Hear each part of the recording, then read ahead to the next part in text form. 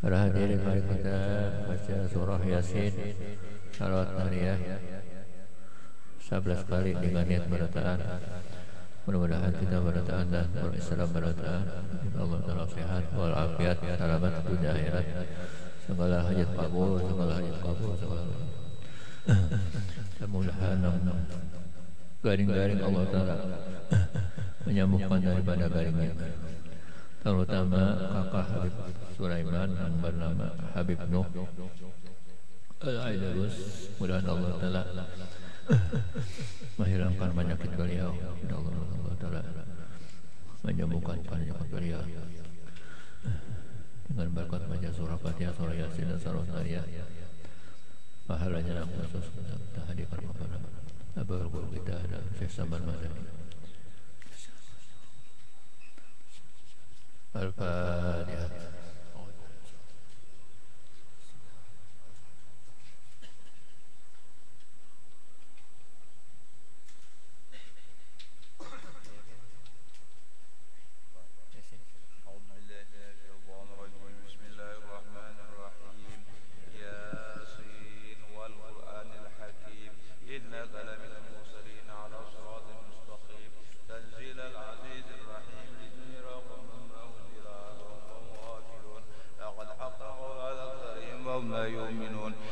جعلنا في أعناقهم أغلالا فهي إلى الأذقان فهم مقمحون وجعلنا من بين أيديهم سدا وخلفهم سدا وغصينا فهم لا يبصرون وسواء عليهم أنذرتهم أم لم تنذرهم لا يؤمنون إنما تنذر من اتبع الذكر وخشي الرحمن بالغيب فبشروا بمغفرة وأجر كريم. إنا نحن نحيي الموتى ونكتب ما قدموا وآثارهم وكل شيء أحصيناه في إمام مبين. واضرب لهم مثلا أصحاب القرية إن جاءها المرسلون إذ أرسلنا إليهم اثنين فكذبوا فعجزنا من ثالث وقالوا إنا إليكم مرسلون. قالوا وما أنتم إلا بشر مثلنا وما أنزل الرحمن من شيء إن أنتم إلا تكذبون. قالوا ربنا يعلم إنا إليكم لمرسلون وما علينا إلا البلاغ المبين. قالوا إنا ضرنا بكم لئن لم تنتهوا لنرجمنكم ولا يمسنكم منا عذاب أليم. قالوا طائركم معكم إن ذكرتم بل أنتم قوم مسرفون.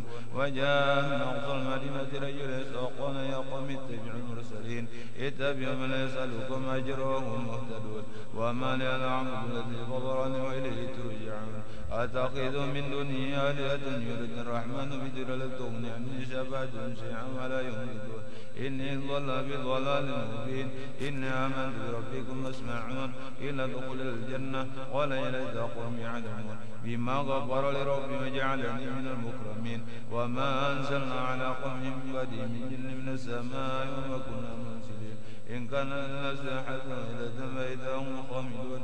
يا حسرة على عباد ما يأتي من رسول إلا كانوا يستهزئون. ألم يروا كما خلقنا قبلهم من القرون أنهم إليهم لا يرجعون. وإن كل لما جميع لدينا منظرون. وأيضلهم الأرض الميتة وحيناها وأخرجنا منها حبلا منه يأكلون. وجعلنا فيها جنات من نخيل وعنب وجنات من العيون ليأكلوا من ثمره وما عملت أيديهم أفلا يشكرون. سبحان الذي خلق الأزواج كلها مما تنبت الأرض ومن أنفسهم ومما لا يعلمون. وأيضلهم الليل نسلخ من النار فإذا هم مسلمون. والشمس تجري لمستقر لا ذلك الأرض العزيز العليم. والقمر قدرناه ونزل حتى عاد كالعرجون القديم. لا شمس ينبغي لها أن تدرك القمر ولا الليل سابق النهار وكل من فلك يسبحون. وأيضلهم أحمل ذريتهم في الفلك المشهود وخلقناهم مثل ما يركبون. أين سنوركم ما سرق لهم ولا هم ينقضون إلا رحمة من الحين. وإذا قيل لهم اتقوا ما بين أيديكم وخلفكم لعلكم ترحمون. وما تأتي من آيات ربهم إلا كانوا موردين. وإذا قيل لهم أنفقوا مما رزقكم الله قال الذين كفروا للذين آمنوا عليهم لو يشاء الله أطعمه إن أنتم إلا في ضلال مبين. ويقولون متى هذا الوعد إن كنتم صادقين. ما ينظرون إلا الصيحة وإذا تأخذهم وهم يخصمون. فلا يستطيعون نسيانا ولا ولا إلى أهلهم يرجعون ونبخ في سليمان من أجل أسئل ربهم ينسلون قالوا يا ويلنا من بعد مرقدنا هذا وعد الرحمن وصدق المرسلون إن كان للنفس حسنة فإذا هم جميع الذين منظرون واليوم لا تظلم نفس شيئا ولا تجزون إلا ما كنتم تعملون إن أصحاب الجنة اليوم بشغل فاكهون هم وأزواجهم من هلال على الأرائك متكئون لهم فيها فاكهة ولهم ما يدعون سلام قولا من رب رحيم وامتازوا اليوم أيها المجرمون ألم أعد لكم يا بني آدم لا تعبدوا الشيطان إنه لكم عدو مبين وأن اعبدوني هذا صراط مستقيم ولقد أضل منكم جبلا كثيرا أفلم تكونوا تعقلون هذه جهنم التي كنتم توعدون اصلوها اليوم بما كنتم تكفرون اليوم نختم على أفواههم وتكلمنا أيديهم وتشهد أرجلهم بما كانوا يكسبون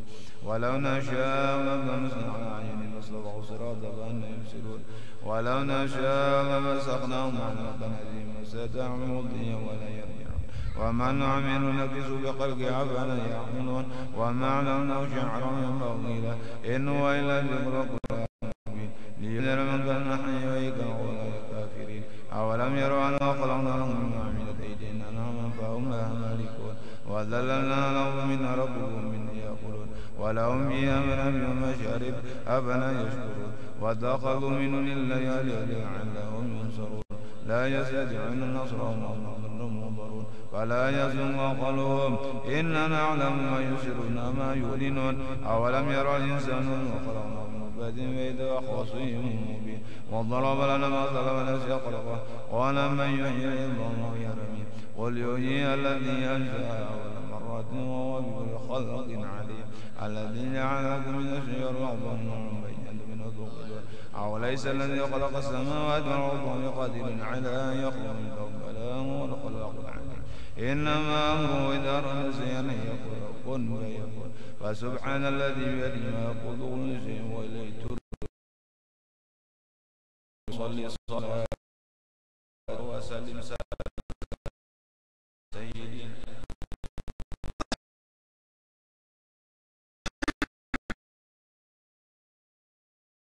وتنالون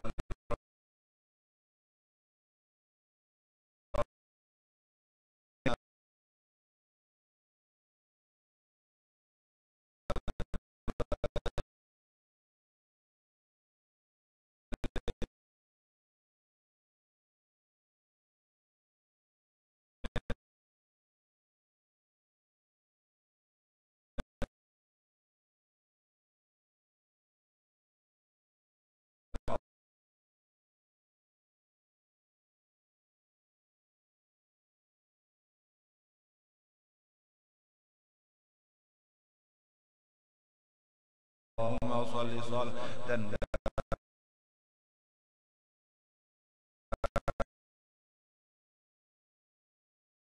تفرج به القرى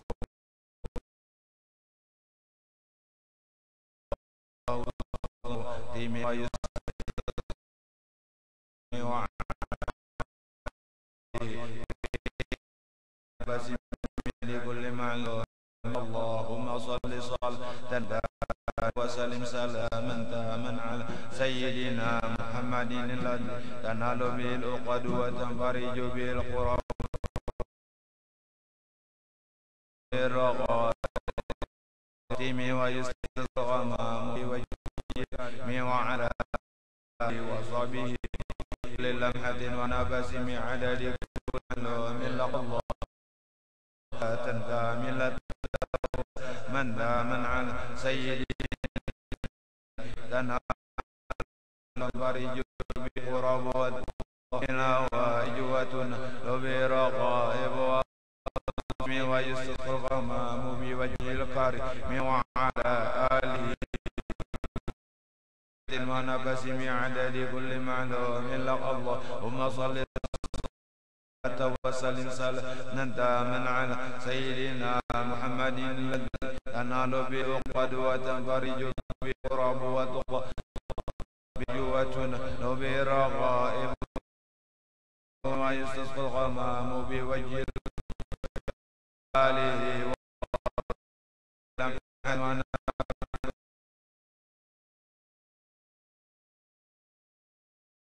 من دام على سبيل على بقدوة فرج نور رائب وأوسخ ديمي ويسر مبي على آله وصحبه في كل لمد ونبي على كل معلوم اللهم صل صلاة كاملة وسلم سلاما تاما محمد الذي تنال به العقد وتنفرج به القرب وتقضى بالنوائب وتنال به الرغائب والصديم ويستصغى الغمام بوجه الكريم وعلى آله وصحبه في كل لمحة ونفس على لكل معلوم لك اللهم صل صلاة كاملة وسلم الذي تنال القرب والضغط بالنوائد بالرغائب والخاتم ويستصغى الغمام بوجه الكريم وعلى آله وصحبه في كل لمحة ونفس عدد كل معلوم لك اللهم صل صلاة كاملة وسلم سلاما تاما على سيدنا محمد الذي تنال به العقد وتنفرج به القرب وتقضى بالنوائد وتنال بالرغائب وأوصى الخواتم ويستسقى الغمام بوجه الكريم وعلى آله وصحبه في كل لمحة ونفس عدد كل معلوم لك اللهم صل صلاة كاملة وسلم سلاما تاما على سيدنا محمد الذي تنال به العقد وتنفرج به القرب وتقضى بالنوائج وتنال به الرغائب وأوصى الخواتم ويستسقى الغمام بوجه الكريم وعلى آله وصحبه في كل لمحة ونفس عدد كل معلوم لك. الفاتحة.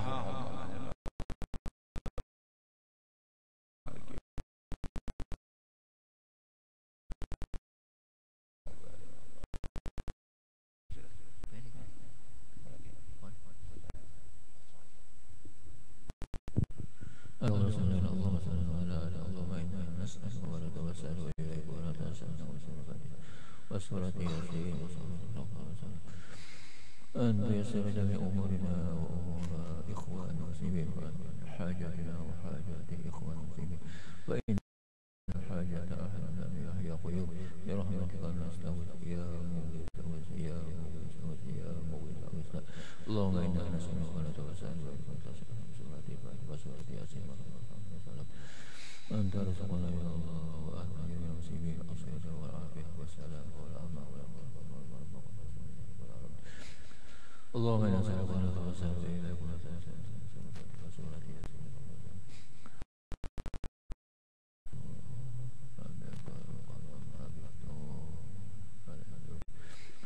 اللهم اسمي اللهم لا شفيع اللهم اسمي اللهم لا اللهم يا شفيع اللهم يا شفيع اسمي الله سبحانه لا يغادر اللهم نسألك على سيدنا في تقوى وطول في حسن أمنا برحمتك والراحمين ربنا آتنا في الدنيا حسنة وفي الآخرة حسنة وقنا عذاب النار.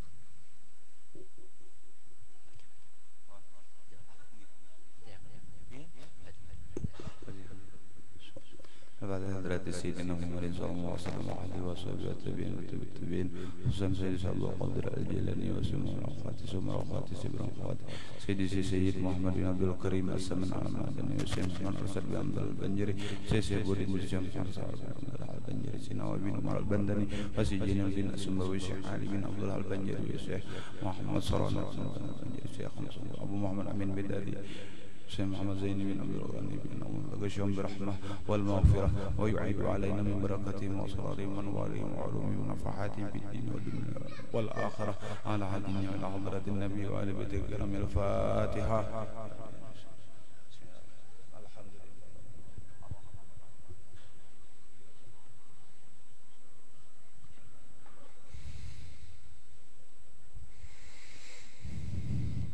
أعوذ بالله من الشيطان الرجيم بسم الله الرحمن الرحيم Alhamdulillah wassalatu wassalamu ala rasulillah sayyidina wa maulana Muhammadin wa ala alihi wa sahbihi wa mawala amma ba'd. وقال المؤلف رحمه الله ونفعنا بعلوم الدار آمين. سبحانك لا علم لنا إلا ما علمتنا إنك أنت العليم الحكيم ولا حول ولا قوة إلا بالله العلي العظيم. رب اشرح لي صدري واحلل عقدة من لساني يفقهوا قولي. Pertama sama-sama mengucap kalimat alhamdulillah wasyukurillah. Bismillahirrahmanirrahim. Ahmadu man istafa min ibadi man sabil wilayah wa khassasahu bihamdi asrarih wa jazabahu minhu ilahi bisabiqul inayah wa askuruhu ammanna alaina bil imani bima ja'at bihi al-anbiya wal awliya min asrarih rabbaniyah ووفقنا لمتابعة سنتهم البهية السنية وأصلي وأسلم على من سجد له الملك وهو في ظهر أبيه السور وعلى آله وصحبه والتابعين بالسبيل النور. Wabadu. Kemudian daripada itu maka berkatalah Syekh Siddiq Al-Madani Khalifah Sayyid Muhammad bin Abdul Karim As-Samman Al-Qadiri Al-Hasani As-Samman Al-Madani radhiyallahu anhu. Hai segala saudaraku, manakala aku dengar dan aku lihat akan riwayat-riwayat daripada guruku, daripada hadis Nabi SAW, bermula pada ketika dibaca manaqib auliya Allah itu diturunkan oleh Allah Subhanahu wa taala berrahmat atas orang yang membaca dan orang yang hadir mendengarkannya, serta ditikotkannya dengan yakin hatinya bahwa orang itu benar-benar waliullah.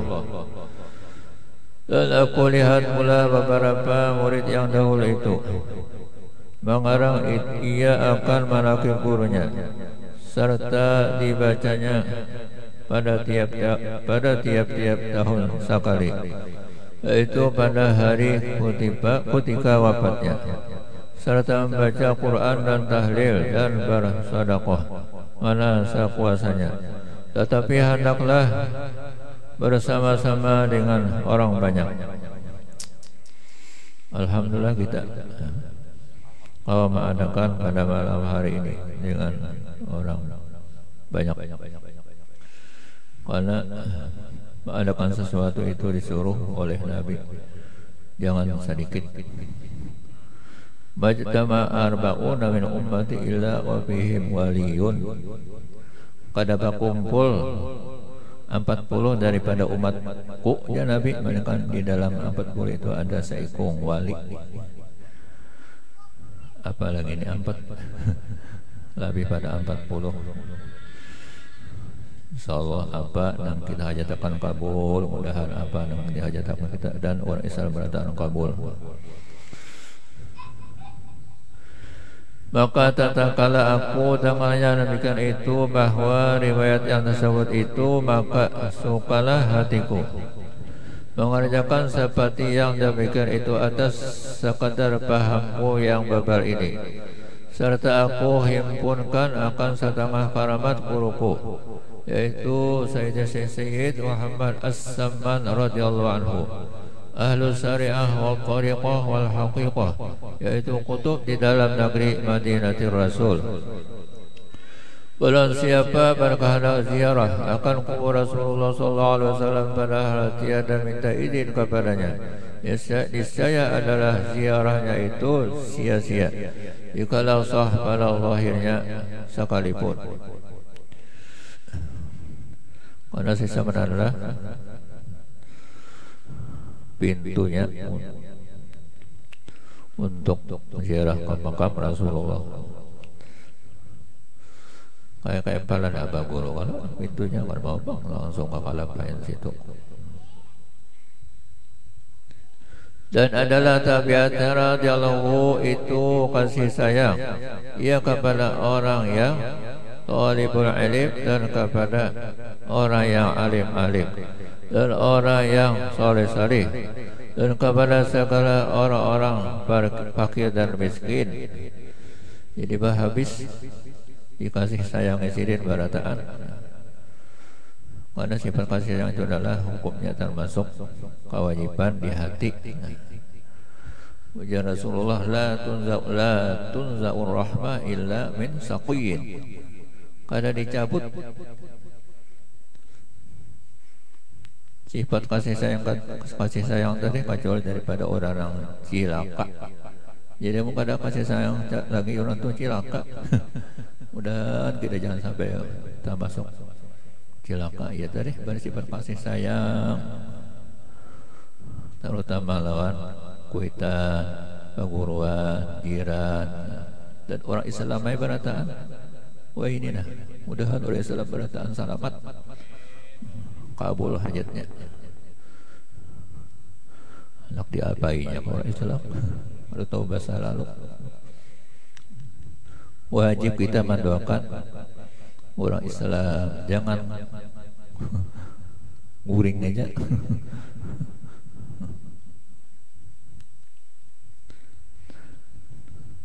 Dan lagi pula suka ia berkhidmat kepada segala orang yang datang ziarah ke kubur Rasulullah, daripada orang yang alim-alim dan orang yang saleh-saleh, dan daripada segala orang yang awam dan khawas. Habis dari kada pilih Sidin asal orang Islam aja. Dan adalah tabiatnya radhiyallahu anhu di hadis di Quran itu ruhama'u bainahum asida wal kufar ruhama'u bainahum.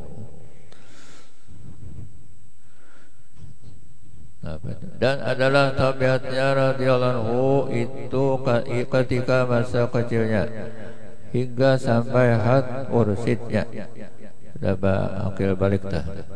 Dan lagi pula ia sangat memuliakan ibu bapaknya. Kenapa sih jadi sangat memuliakan ibu bapaknya? Karena hukumnya bakti terhadap ibu bapak itu ada hukumnya fardu ain. Sebaliknya orang kada bakal kuitan dosa besar. Ujar Nabi, akbarul kabair al-isyraku billah. Yang kedua tang ada langsung aja wa uququl walidain. Hadis Nabi itu paling gonol dari dosa nang gonol adalah menyekutukan Allah. Yang kedua langsung aja wa uququl walidain, wani durhaka lawan kuitan. Mudahan kita beratanang di sini nah, jangan sampai wani lagi lawan kuitan. Ada yang sudah jadi guru apa itu wani lawan kuitan.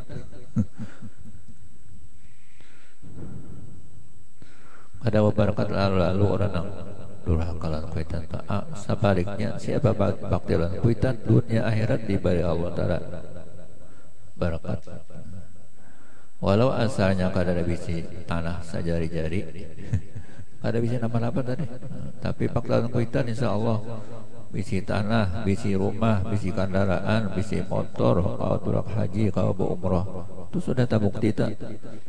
Sebaliknya pian mun wadalan kuitan asalnya bisi rumah gonol, bisi motor, bisi tanah habis. Itu terbukti ya ulun seorang melihat. Ijan coba-coba kita itu wani lawan kuitan. Fardu ain bebenaran. Tuha ka anu pa sama aja berataan. Nang kawin kan apa lagi nang baru kawin ini karena masih singa. Hati-hati kawin jangan pakai hendak sorong. Bila pakai hendak sorong tu untuk ada masuk bakti ujur ngajalan kuitan. Ambil sorong. Ulun bahari alhamdulillah tuh. Sebelum man berdatang, belum man papa anak berdatang, musyawarah dan abah guru tahun 89 itu di rumah arwah Haji Abdul tuh. belum ada rumah yang lain lagi langgar gitu, belum Bapak tuntung. Jadi Abah Guru sarakan dengan mama aja. Walaupun Bapak ada datang tak sarakan dengan mama, sabaratan sarakan dengan kuitan.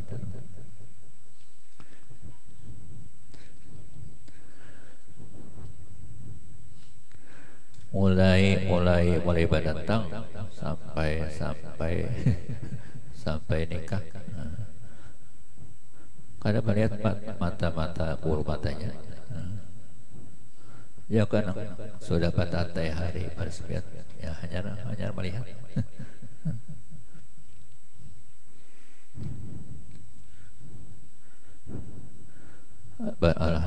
Berkat Abah Guru mengatur hari nikahnya, mana ada nama nikahkannya, berkat sidin. Ujar sidin namun masih tasarah buit, tasarah nyawa tu belum iya lagi bulat. Tasarah buit tasarah nyawa aja, itu belum iya lah. Alhamdulillah itu dah diberi Tuhan dunia akhirat, berkat dunia akhirat. Mudah-mudahan jangan sampai hati baktiran itu jangan sampai menyakiti hati sidin dan menyakiti pikiran sidin. Imungi terus, jangan ala-alangan baktiran kita tak. Kita nang jadi kuitan pulang mendoakan lawan anak, jangan sampai anak durhaka lawan soro. Doa wal walid kawali wa apa tuh liwaladi kalwain nabi li ummati, kuitan tuh berdoa. Lu kuitan mendoakan anaknya seperti doa nabi lawan umatnya. Walid itu kan apa lagi mama nang melahirkan. Mudah-mudahan kita jangan sampai tabuka terus bakti lawan kuitan. Kemudian dan apa tuh? Lagi pula mengakalkan musyawarah wujud dan muraqabah dan ibadat hingga ia meninggalkan daripada adat dan maluan ia akan hawa nafsunya hingga daripada yang halal sekalipun. Dan tiada itu tidak ia pada ketika malam hari mereka sedikit jua. Ya wali-wali itu kayak guru bangir itu saya sama 8 jam 2 jam kita 2 jam aja mungkin sama ilah Abah Guru itu menulun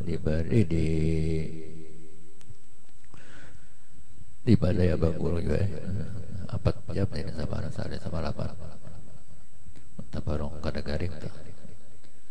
Dan apabila ia diberi bantal oleh orang tuanya ketika ia hendak tidur, maka kalau kasala ia seperti orang sakit.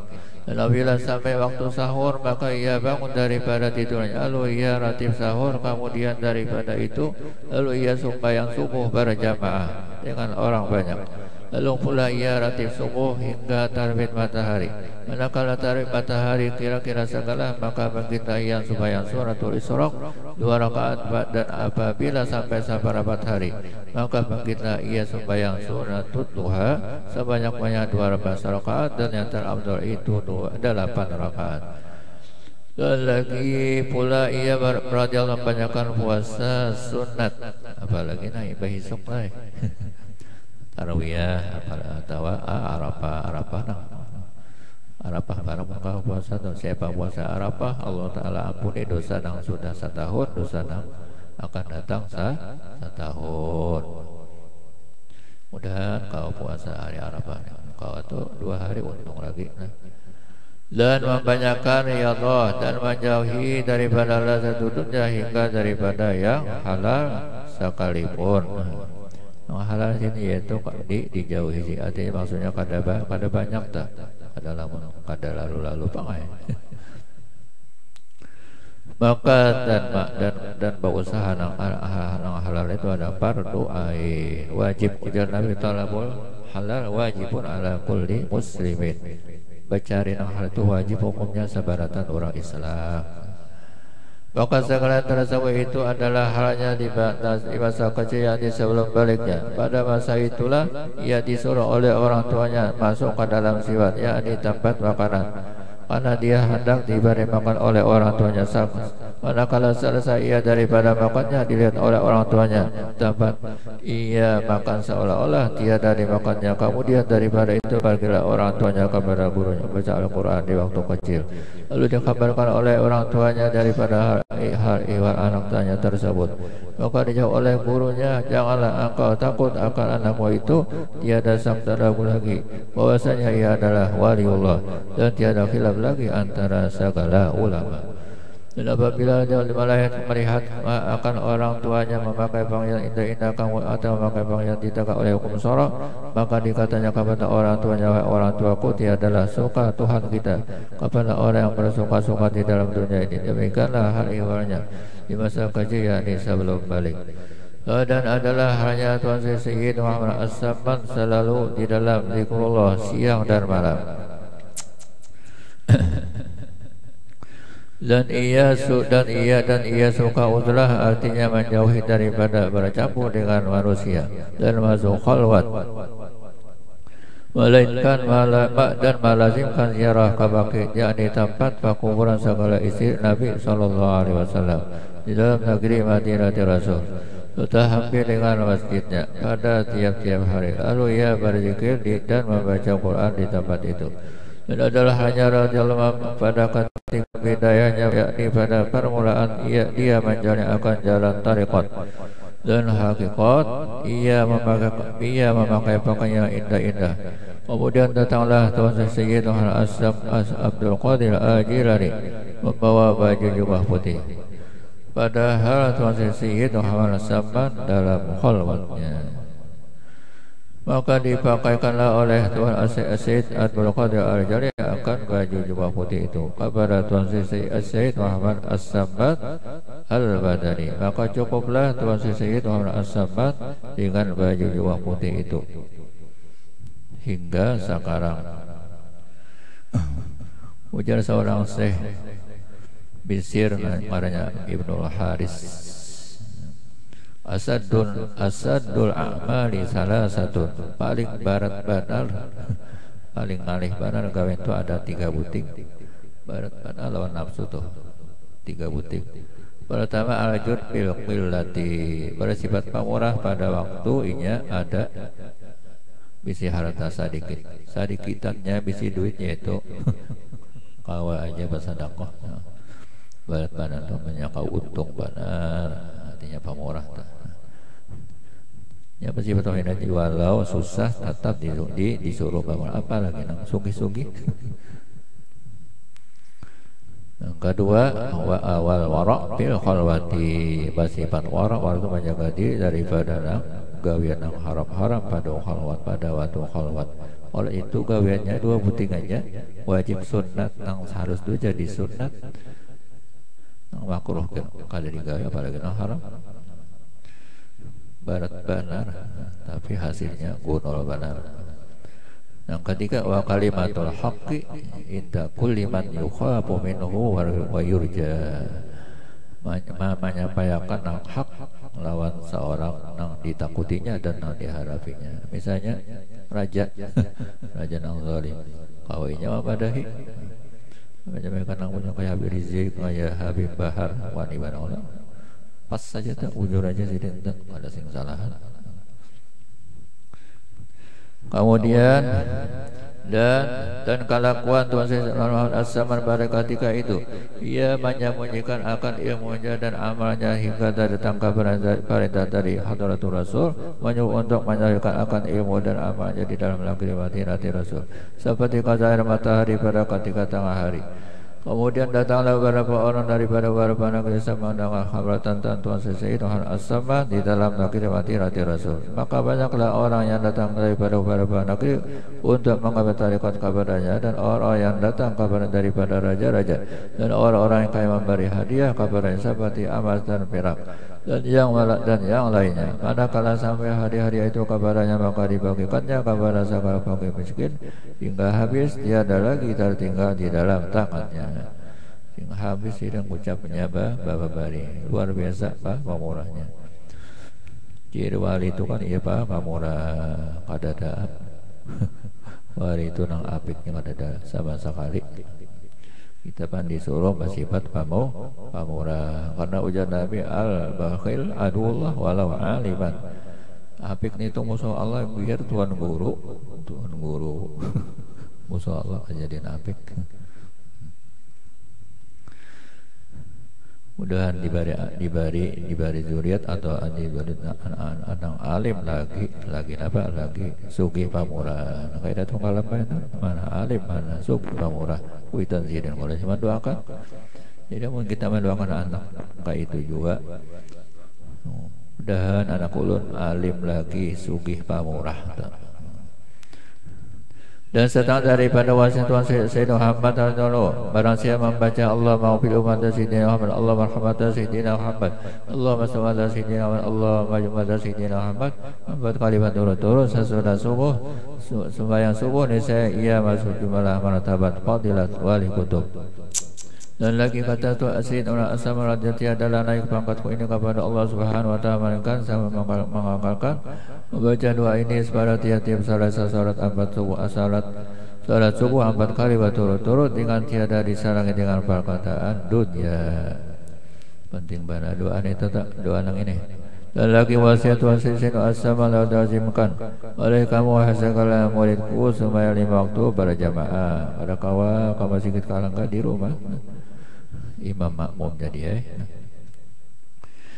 kayak ulun awas kada kawalan kan mana rancak mana kada normal lagi ya mendoakan dan sembahyang Jumat dan membacakan akan zikrullah mudan wa asyiran qiyamah wa quda wa ala junubikum. Sembahyang wajib fardu yang fardu ain bagi kita lalakian sabarataan mazhab nang apat itu mau kemakan fardu ain barataan itu koni Ustaz Baharudin ada kayu bang awal itu aku makan fardu kifayah ini ada ya walau ba'ampat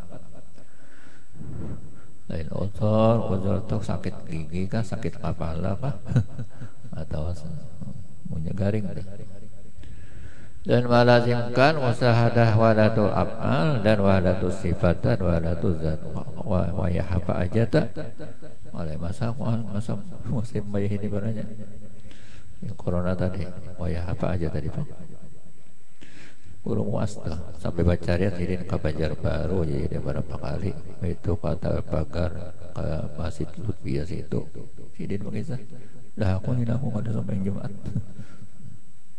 dan muraqabah dan membacakan akan membaca Al-Quran dan salawat atas Nabi Muhammad SAW dan membacakan akan istighfar dan menyampaikan hajat segala manusia dan menolongi hamba Allah ketika mendapat kesusahan baik kesusahan dunia atau kesusahan akhirat. Menolongan mana itu banget hati di pengasih penyayang benar jadi penolongan benar. Ini nyata jiran ada di higa yang susah yaitu kada di jauh-jauhi apalagi diberi karena segala yang tersebut itu sangat memberi bakat di dalam hati dan menambah kekuatan dan mengajarkan sari ibadat dan keyakinan serta keimanan kita kepada Allah Subhanahu wa ta'ala.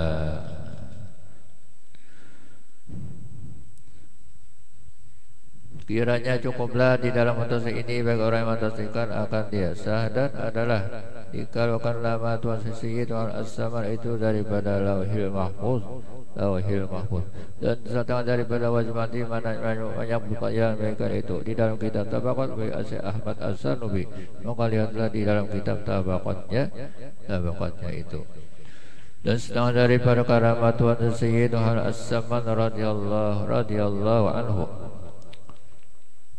yang dihabarkan oleh Muhammad Sallallahu Alaihi Wasallam ketika aku di Makkah di masa perempuanku hendak beranak dengan sangat susahnya dan hatiku sangat takut. Kemudian setelah habis ikhtiarku aku baca Fatihah aku hadiahkan kepada Tuhan Sayyidina Al-Zaman Kemudian aku baca tawassulatnya hingga sampai kepada waj'alna min qulubikum faraja wa kulli hamdin wa bala'in makhraja. Setelah aku hendak membaca sambungannya itu, tiba-tiba aku lihat Tuhan Sesuai As-Samad hadir di hadapanku dan berkata kepadaku, ulang-ulangi beberapa kali. Maka aku ulang-ulangilah bacaan itu dan beranaklah harapanku dengan mudah berkat karamat Tuhan Sayyid As-Samad radhiyallahu anhu. Yang kadang-kadang ba doktor ke dokter yakin aja biar walau paling walau kayak apa yakin hati bertawasul dengan samad dengan saya baca tawasul saya samadnya insyaallah berkat karamat zamanmu mudah aja melahirkan. Sudah tak coba tak? Maka inilah sebab dari karamat Tuhan Sayyidina As-Samad ketika lagi hidupnya supaya suka orang menawa hikayat karamatnya. Dan jika engkau hendak mengangkat akan karamat Tuhan Sayyidina As-Samad setelah wafatnya, maka itu semua tersebut di dalam kitab Manaqibil Kubra. Dan setelah daripada karamat Tuhan Sayyidina As-Samad, jika ada hajat kita, hajat dunia ataupun hajat akhirat, mendapat kesukaran, maka tawajjuh hati kita kepada Allah Subhanahu wa taala serta kita baca tawassulnya, maka dengan berkat karamat Tuhan Sayyidina As-Samad jadi mudah serta segera kabulnya mujarrab. Adapun syarat kita hendak mendapatkan suatu karamat daripada aulia Allah itu dua syaratnya. Pertama, hati kita harus yakin bahwa orang itu adalah waliullah sekali-kali tiada syak padanya. Dan yang kedua, jangan mungkin kita kepada kawaliannya jikalau ada pekerjaannya itu bertentangan pada zahirnya sekalipun. Jangan mungkir itikad kita kepadanya. Dan jikalau dua syarat ini tidak ada, maka tidak akan memperoleh suatu karamat daripada sekalipun berkhidmat kepadanya 100 tahun. Dan adalah Tuhan Sayyidina As-Samad itu dilahirkan pada tahun 1132 daripada hijratin Nabi sallallahu alaihi wasallam di dalam Masjid Madinah Rasul, dan diwafatkan pada tahun 1189 dari hijratin Nabi sallallahu alaihi wasallam hari Arbi'ah 2 Dzulhijjah Mubarakah, dan dimakamkan di Baqi berhampiran dengan pakuburan segala istri Rasulullah sallallahu alaihi wasallam. Ini suatu beda barang siapa melazimkan membaca manaqib Tuhan Sayyidina As-Samad pada tiap-tiap tahun sekali serta bersama-sama orang banyak membaca Al-Quran serta bertahlil. Alhamdulillah sudah dibaca Yasin, bertahlil kita seadanya. Ini cara baca itu 3, 11, Salawi 50, 63, 100. Itu jawab guru bahari kadanya 6 kada perhitungan bang ya. Dan bersedekah sekadar kemampuan, kemudian dihadiahkan pahalanya kepada Tuhan Sayyidina As-Samad, apalagi jika dikerjakan pada hari wafatnya. Niscaya Allah akan mengeluarkan rezekinya yang halal, dan Allah akan menyampaikan segala hajatnya min umuri dunya wal akhirah. Wallahu a'lam bissawab. Mudah-mudahan yang berkat membaca malam bersama ini segala dosa-dosa dan kesalahan kita diampuni Allah Subhanahu wa taala, kemudian dosa-dosa ibu bapak kita dan guru kita sabarataan. Mudah-mudahan Allah taala menyelamatkan kita baratan dan seluruh orang Islam baratan. Allah taala menyatukan orang Islam, hati orang Islam baratan. Allah taala memudahkan dan mengabulkan hajat kita dan hajat orang Islam baratan dengan barakat membaca manaqib bersama dan mahauli beliau. Amin amin ya rabbal alamin. Ampun maaf lupa yang mentari Allah minta Allah doakan mudah-mudahan sehat dan mudah. Wallahu a'lam bissawab.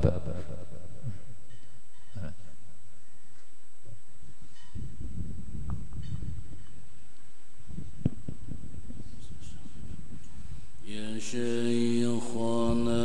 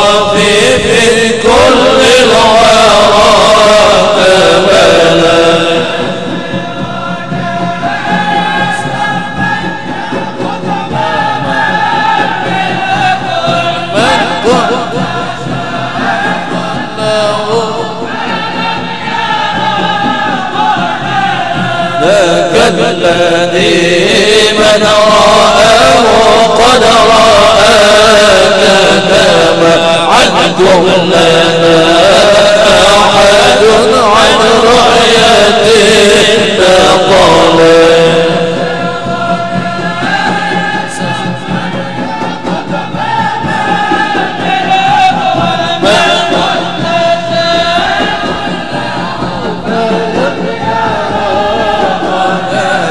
قطب الوجود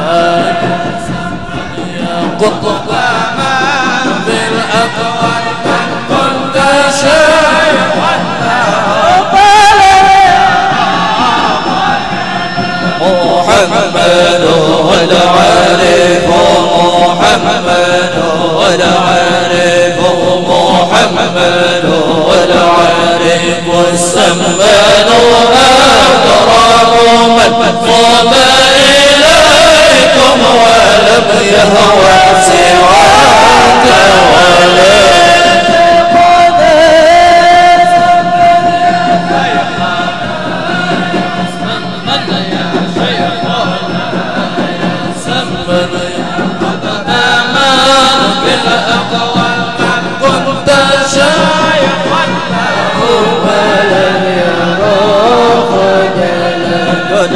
للمؤلف صدق للمؤلف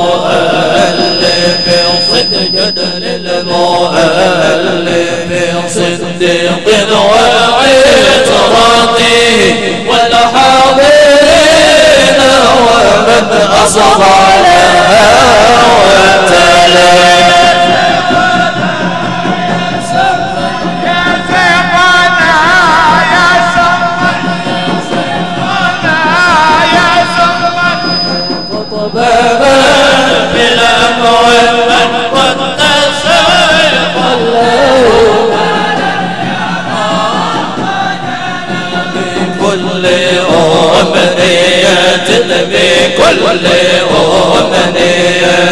بكل أمنية تأتي عواقبها بكل خير وبر يحسن العمل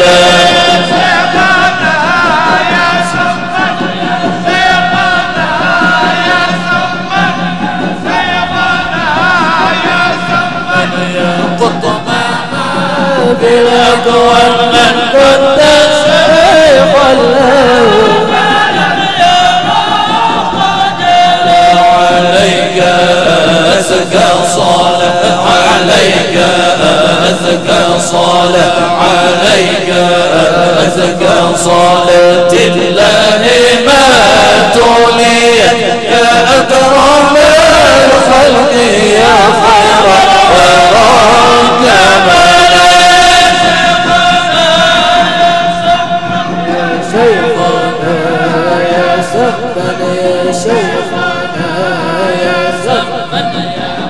بابا من كنت شيخا فلا خجلا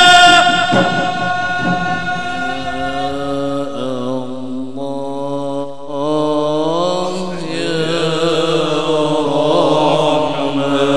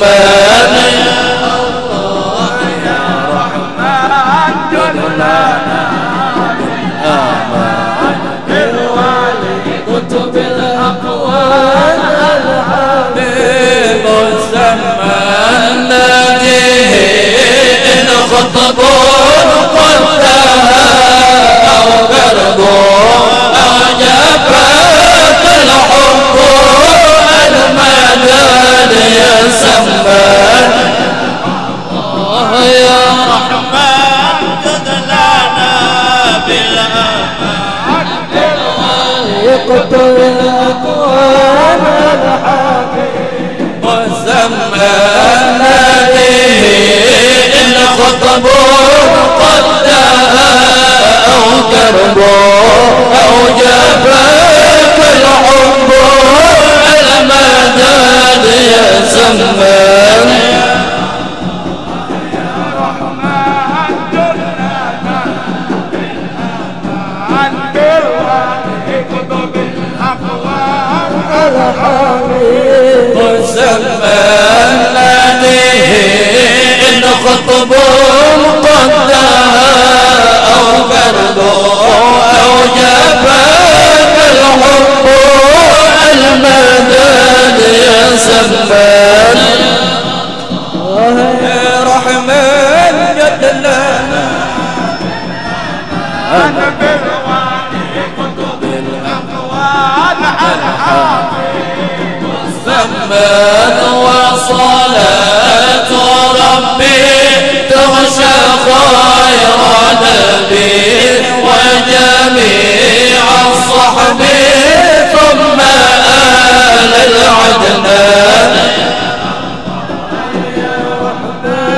قد لنا بالأمان أنا بالوالي كتب كون الحبيب وسمان ما تظن القمر جنح ليل يسري وتبت يجري دمع صاب والهان الله يا رحمن قد لنا بالأمان بالوالي كتب الأقوال الحبيب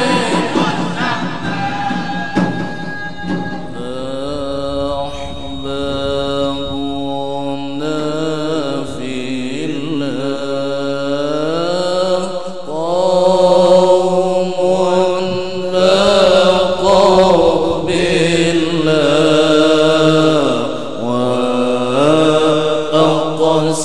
وأقسموا بالله الله شيخ سمى الولي